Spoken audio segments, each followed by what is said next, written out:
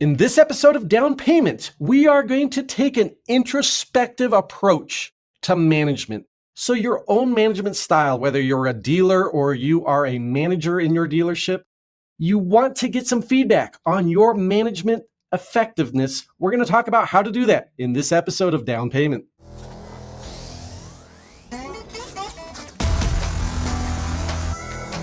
Welcome to Down Payment, the podcast for used car dealers.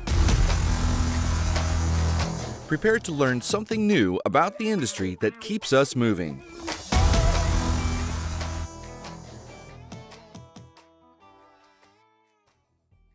Check out all our podcast content on our social media channels. We are at Down Payment Podcast on YouTube, Down Payment Podcast on Instagram, and Down Payment Pod on X. Welcome back to this episode of Down Payment. And in this episode, we're talking management and specifically your own management effectiveness. So in management, perception is reality. It's not what I think I'm effective at that matters. It's the employee's perception of my effectiveness that really matters. Is the message and my managerial techniques working with my employees or not? And to know truly our effectiveness, we need some feedback. Certainly, there's a lot of quantitative feedback that we rely on as an index of our effectiveness. So my ability to sell cars, number of customers that I bring in through marketing, number of customers that go on test drives. There's all sorts of different ways that we get some financial or quantitative feedback, but the perception of my effectiveness as a manager is also really important. Is the message getting through? Are the tools and techniques that I'm using as a manager effectively received by my employees? There are several ways to elicit feedback from your employees. And one of the big things when you use any of these techniques, as a manager, you have to have thick skin.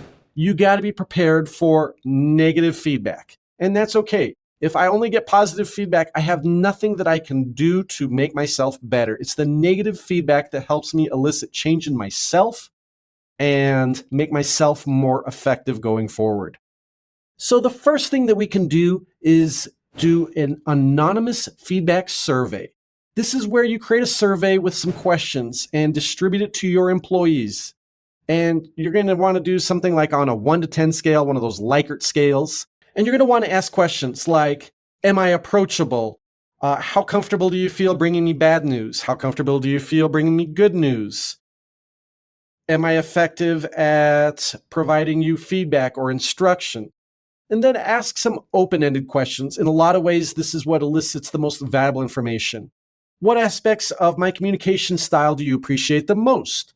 What aspects of my communication style could I improve on?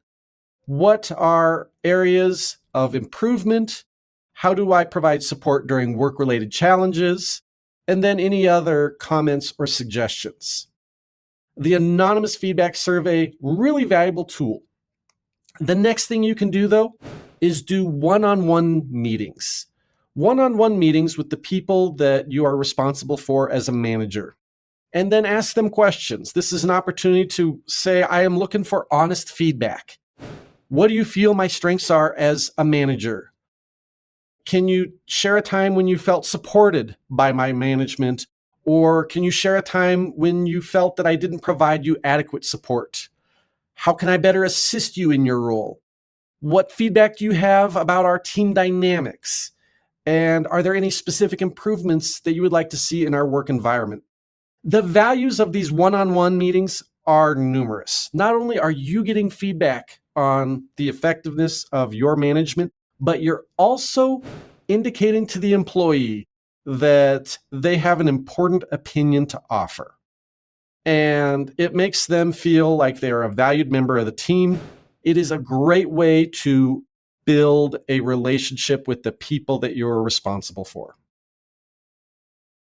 Then the next thing that I would encourage you to do is to do an observation session where you literally sit in the background and for an hour every day for a week or something like that, you position yourself so you can observe the dynamics of your team, whether it's while they're working on the sales floor or during a meeting or project, and look for stuff like body language. Look, are people engaged? Do they seem withdrawn? Is everyone equally participating? Are there people that seem to work on the periphery? Are there interactions that seem negative? Are there people that are struggling to work with each other? Who contributes the most? Who's holding back? Reflect on these observations and try to make these observations over several time periods. You don't want to have too narrow of a sampling window and then to draw wrong conclusions from it. You want to have multiple observation sessions where you're really focusing on trying to see both the verbal and the nonverbal communication strategies being used and how effectively your team is working. The effectiveness of your team is really the biggest indicator of your management effectiveness.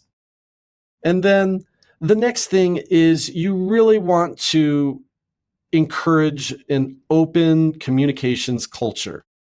You don't want to do this just one time and drop it. You want to have regularly scheduled team check-ins. You want to do regular anonymous surveys where people can provide feedback in what they're going to perceive as a safer format.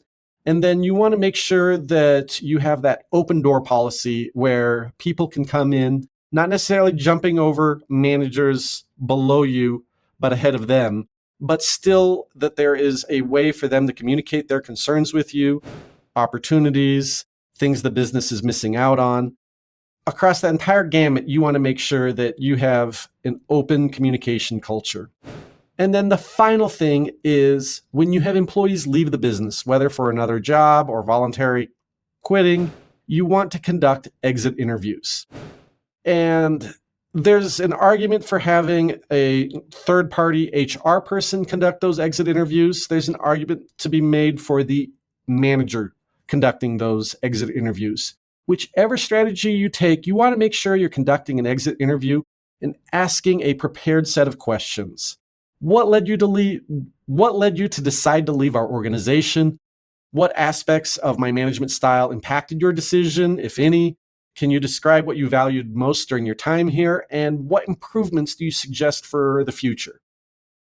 It's a great way to glean insights about stuff that may have went wrong, stuff that went right. And honestly, it's some of the most honest feedback that you can get is going to be through the exit interview process. Use these techniques. You're going to get some great feedback for your management, and you're going to be on the track to improve your dealership. With that, go sell some cars. It's been another episode of Down Payment. Check out our podcast on all our social media channels. We are at Down Payment Podcast on YouTube, Down Payment Podcast on Instagram, and Down Payment Pod on X.